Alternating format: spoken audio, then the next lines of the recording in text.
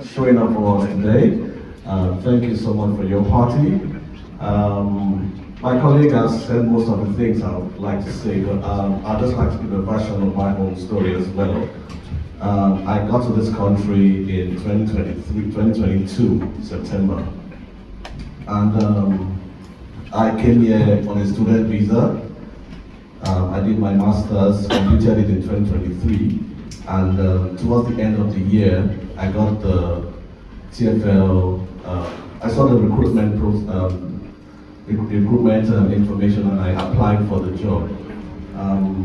Around February, March, there was a bit of a delay, and when I made inquiries, it was more about the new government plan to increase salary threshold.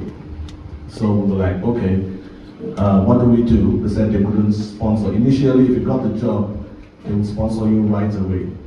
But because of that salary threshold, they decided to hold it.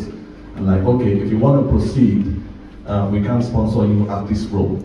But then, the next level was sponsorable. So like, okay, we will take that, I'll take that risk.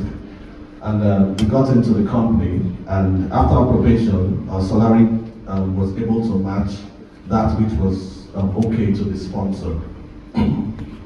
Now after that, we made inquiries to the HR, and they said, okay, we have a business rule, you have to wait 3 months to the end of your visa before we can go the route of sponsorship.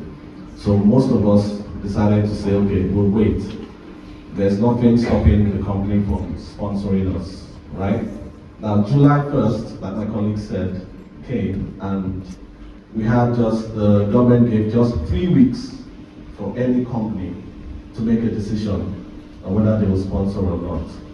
Immediately we got that information, we started making inquiries to the HR, like, okay, this is what is going to happen.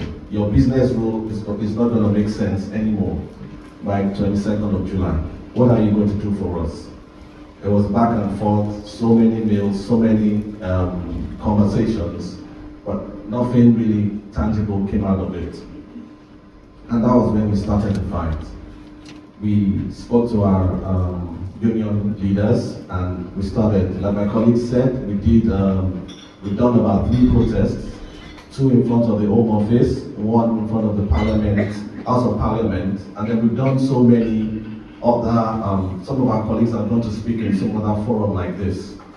Now, what I want to say is, I believe, yes, every country has the right to control immigration, yes. But then, why do you do it to someone you've invited in? You've given him all the perks to make him stay. He has followed all the rules. He has paid all his dues. That's what my colleague said. Coming into the country, you have a lot of money you pay. You pay a lot of money. To do your master's, and it's an average of about 15,000, 20,000 pounds. You do all of that, you pay your taxes, and then you're contributing a lot. Like you said, we have no recourse. If I show you my BRP right now, it says no recourse to public funds. And I can bet it with you that there's nobody who came into the student visa that would want to break that. Even at school, none of my children, I told them, you are not going to take any free food. You will not, anything we want to do, we must pay for it, because we cannot afford to break the rules. This is a country that thrives on following the rules. And that's one of the things we have all told ourselves, we must follow the rules, right?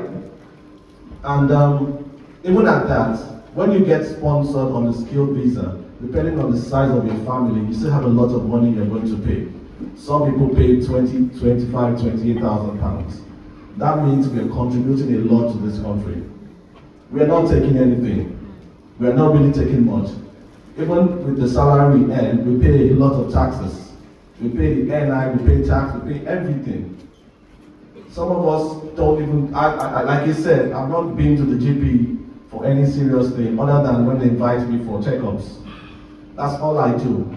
So really, and just imagine, that's just 108. There are some other people in other sectors as well. It's not only, this decision did not only affect those in the transport sector, it affects the NHS, it affects the prisons. And like I always tell people that, imagine if you invite someone to your house, you tell them, I have a lot of rooms for you to stay. I can give you so many things. Just stay here. And then there's a little bit of a problem. The person is comfortable, he has decided to stay, and then one day you wake up, please get out of my house. How would you feel? So I believe that some of these rules were not done out of proper consideration. I believe that some of these were just done based on numbers. You want to cut numbers, and then you're not putting people's lives. You're not associating it with the numbers. Some of us have kids. I have a son who's developed, started playing football here. He's in a club. He's already building something for himself. I don't even know what to tell him. I just gave him an hint, but I can't explain it to him what it is. He has made friends, he has integrated. In fact, if he comes here and speaks now, you think he was born here, because he speaks very differently from the way I speak. Sorry about that. Yeah, so now, and there are so many of us like that. A lot of us are just faking the smile. We are not really happy with what's going on.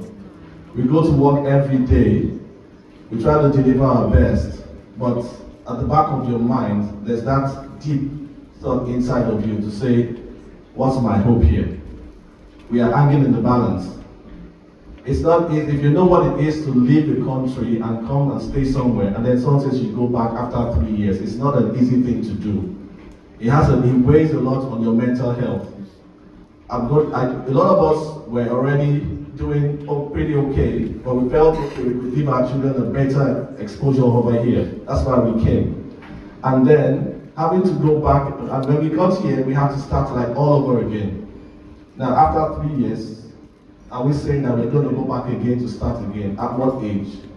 That is not a fair thing to do. I believe that if we need to do anything at all, even if you want to cut immigration, you start at the door. If you tell someone who has not made a decision, who is about to make a decision to come and say, okay, this is my requirement, it's left for that person to make a choice, right? But for someone who was already coming under a different arrangement, and then somewhere along the line, you truncate that, it's very unfair.